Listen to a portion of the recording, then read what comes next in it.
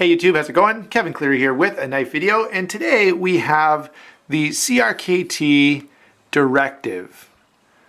Now, this is the Wharncliffe, or I guess they call it a reverse tanto. It's sort of a reverse tanto Wharncliffe style blade.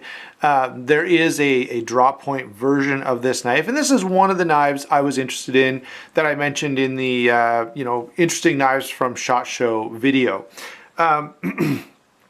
Luckily, this one came out pretty quickly, so that's good on CRKT, and I was able to get my hands on one fairly early on, so I've had a little bit of a chance to mess with this one, to do a lot of cutting with it, and to put it through its paces a bit and see how it holds up, and it's actually done pretty well. So let me go ahead and share with you the size and weight, and then we'll get into the stuff I like and things I don't like, and improvements that could be made. All right, so size and weight on this knife, 8 3/8 inches overall. Okay, blade on this guy is 3 9/16. The handle is 4 13/16, and it's a little thicker than I anticipated. Even looking at it now, I would probably call it about ½ an inch, but it's a little thicker than that. It's not 5/8, but it's definitely a solid 9/16, maybe even a little bit more than that. And the weight on this is 4.7 ounces, which is, I mean, not terrible, but it's also not amazing. For a knife of this size. Of course, if you look in here, you can see there's no milling at all, and it is backspacer rather than standoff construction, which does add a little bit of weight, although admittedly not that much. The FRN scales are contoured, which again can add a little bit of weight. So anyway, the weight's not a huge issue. It's just a little heavier than I would have liked to seen it at 4.7 ounces. Let's go on and start with this blade. Now, of course, I picked this version of the knife because I kind of like that blade shape, sort of that reverse tanto Wharncliffe style blade. I wish that it were not coated. I'm not generally a fan of coated blades, but they didn't, if they offered a satin version of this knife, obviously I would have gone that route, but that wasn't one of the options. I will say it's got a nice hollow grind that's fairly high. There's still a bit of a flat here, especially helpful if you use any kind of fixed angle sharpening system. The back of the blade is kind of rounded, which is pretty nice considering there's the choil here, which makes it pretty comfortable. And that's not something I'm really used to seeing from CRKT. It's not really crowned, but it's certainly, rounded off enough that it's quite comfortable for your fingers, and that's appreciated. One complaint I do have, in addition to the coating, although I will tell you it's held up pretty well, the way they've done this finger choil it takes a lot of material away from the blade. I feel like it would have been better off to move this whole cut back. You've got about a 3/16 of an inch here between the handle and the edge of the flipper tab here. It would have been nice to move the whole choil back that distance. Anyway, they didn't do that. And that does cause a little problem that we'll talk about when we get to ergonomics. Continuing with the blade though, it is 8CR13 MOV blade steel, and it is nicely thinly ground, which is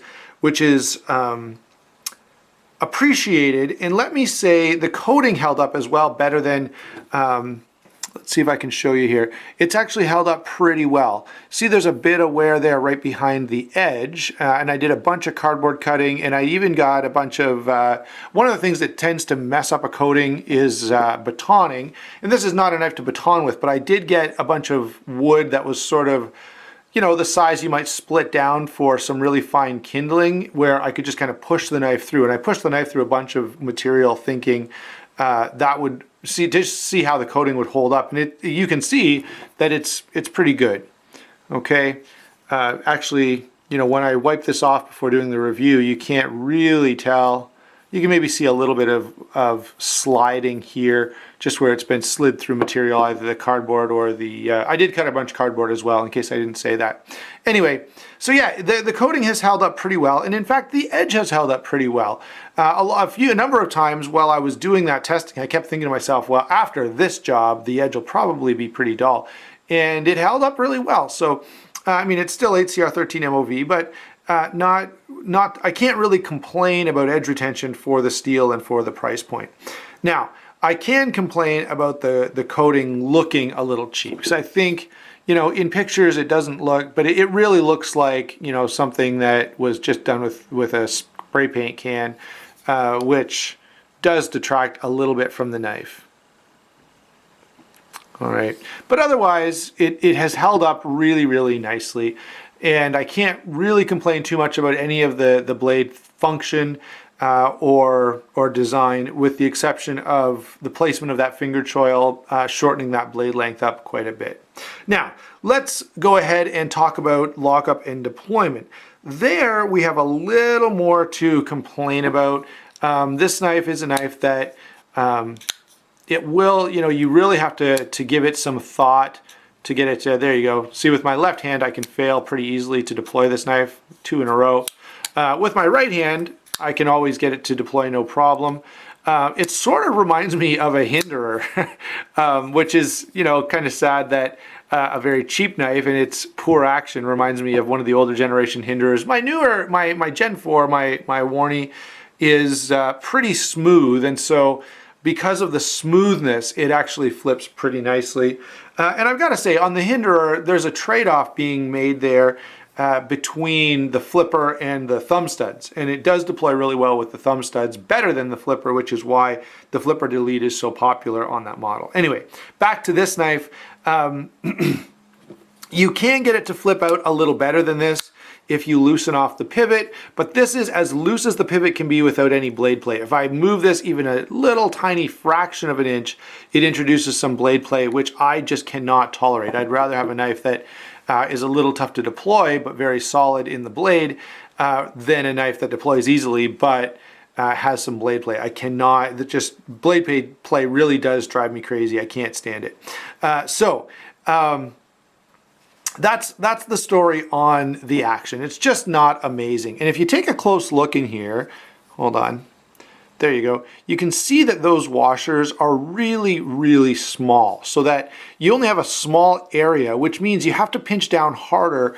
Think about this. What's more stable? If I put my 2 hands together and I have good contact between these surfaces, or if I just have a less surface area to contact. You can imagine that the greater contact I have, the more stable, the more solid things are going to be. And so those small washers make it so that the knife, has blade play fairly readily. You really have to crank it down a little bit. And I also oiled it, by the way, and it did perform better after that. So that's my discussion of lockup and deployment. Let me try one more time left-handed. I'll give it a little bit of wrist. I still can't do it. Off camera, there we go. Off camera, I can do it left-handed or right-handed and have it come out no problem. But with the camera there interfering with the way my arm's going to move, it does give me some issues. So it actually ends up being kind of a good demonstration to show it will work, but it's just not ideal.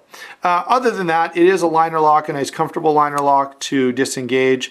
It is flipper only, so if that's an issue for you, if you like to have the thumb stud option as well, or if you're just not a flipper fan, that may be something for you to consider.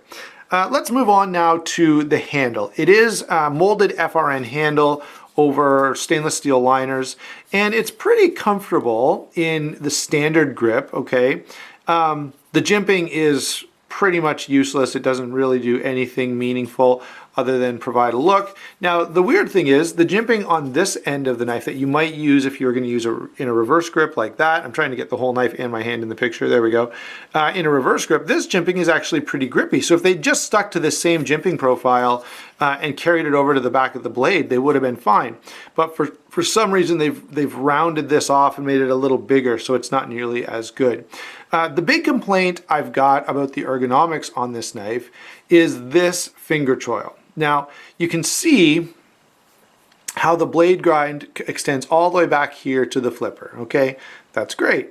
The problem is they cut the finger choil out of the area where the blade was ground, meaning if I turn the knife this way, look how thin this portion of the blade is right where I need to put my finger, and where if I'm doing, a hard cutting task or I'm really focused, it gets really uncomfortable on my index finger really quickly. Now, if I kind of keep in mind, oh yeah, right, you got to be careful because this is really thin, then it's okay. And if I kind of put the fat of my finger on it, then it's okay, rather than right in the crease. When it's right in the crease, it seems to really cut in.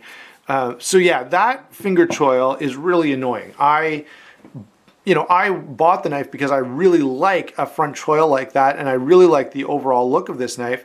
but in actual use, they really needed to move the grind on this up further so that you had more material behind your finger in the choil. Or, as I said initially, what they really should have done is move the choil back further, giving you another 1/4 inch of blade length, and then it would have been really, really perfect. So ergonomically, the knife is fine from this perspective. It's actually pretty good. The FRN could be a little more textured. I'm not sure I love the lines that are cut in here. They don't really do much for me, but they're fine. But I would have been just as happy if it was just plain. Okay, the grip is acceptable but not amazing. There are holes. You can see it's drilled and tapped for 4-way repositioning of the pocket clip, so you can carry this in whatever configuration you want. Obviously, I'm going to carry it right side tip up carry, but if you're a lefty, then that would also work for you. By the way, I do like the way that the backspacer just kind of loops around to create a lanyard hole. Obviously, you know, I'm not a lanyard guy, but it is appreciated. One weird thing is this. Notice how they've got an insert here to fill in this little hole so that if you switch the blade, you'd move the insert over to this side. However, there are 2 empty holes up here, which makes you go, well, why did you do an insert in one spot and not any of the others? So just kind of a strange thing. All right, you know, the added touch of having that insert is a good thought. Number one, though, they should have used panhead screws that would be flat, that would be flush to the insert, and they could have put an insert in every spot that had an opening. So there you go, guys. There's the handle. Now, let's go ahead and get to some comparisons. There are quite a few comparisons I've got, and this is one of those segments of the market where there's a lot of competition. Okay, that's just the reality of it. And so really, if you want to do well in this segment, you've got to really bring something compelling to the table. And although I think the design of this is pretty interesting, and I really like the blade shape, and I like the effort to have a choil there, although it was kind of a failed effort, I don't think it quite compares to some of the knives I'm going to show you. So here's the Real Steel H6, 14C28N steel, which is better. Nice heavy thick liner lock, G10 handles, very, very well done knife.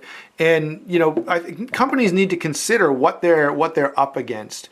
And this knife I would have, you know, the ATR 13 I would have forgiven if they would have done, you know, slab G10 and gotten this choil right. And especially had they offered a satin finish blade, that would have been really, really, really nice.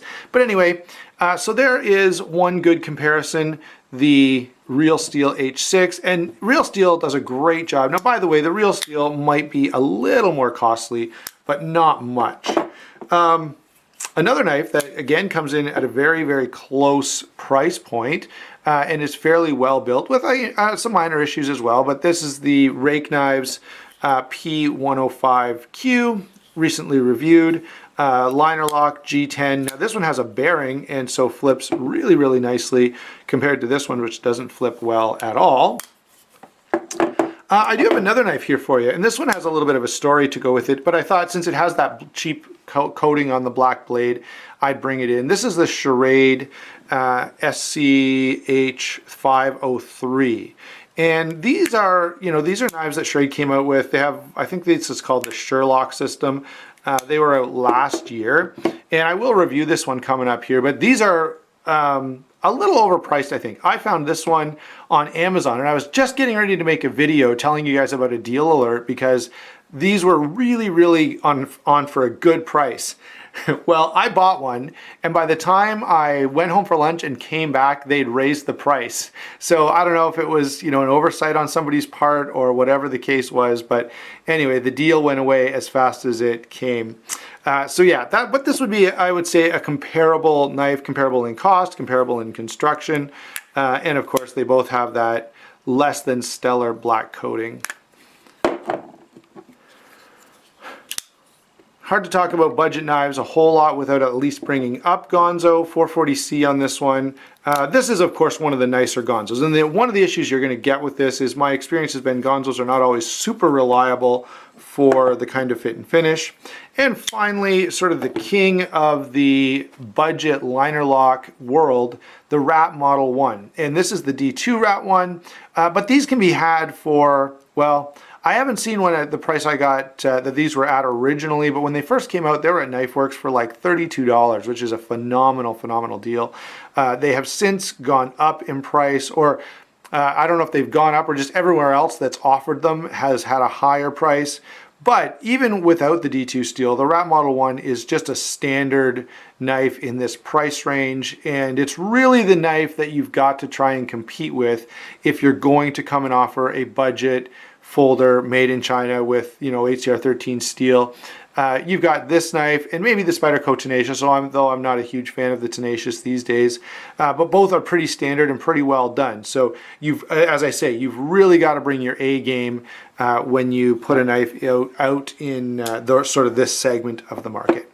So those are comparisons for you. Overall, what are my thoughts on this knife? I like the intention, okay? I really like the thought process. The overall look of this design is pretty nice. The handle is quite comfortable, although I wish it were G10. I can forgive the FRN, there are a lot of FRN knives, and so, and in fact, the normal Rat 1 that I compared to is in FRN. So I can't complain too much about that. It's comfortable in this grip. With the finger choil being here, which is something I really wanted to love, it's just quite thin, so it ends up being a pretty sharp edge there. Other than that, though, the knife does work. You know, everything functions. Yeah, I had some issues with the deployment and, you know, some minor issues with the blade, but the reality is in real life use, which I was able to get quite a bit of use on this knife, it held up well. I mean, it cut everything I wanted to cut. It held an edge, in fact, longer than I expected. When I was testing, I kept expecting it to be dull after a certain task and it would still be sharp. So really, I can't complain that much about the use of the knife. And I will say this, if you really like this design, you will not be disappointed. But I wouldn't say, you know, hey, if you weren't really thinking about picking this up, I wouldn't encourage you to do it because there are a couple little things that they kind of didn't get quite right. Anyway, that's my discussion, or that's my review and discussion of the CRKT Directive, one of the new knives for this year. Not a bad design, certainly I think headed in the right direction, just missed the mark by a very small margin. And this is one of those knives, you know, I would class in the almost awesome category. Thanks for watching. Don't forget to hit that like and subscribe button, and we will talk to you soon.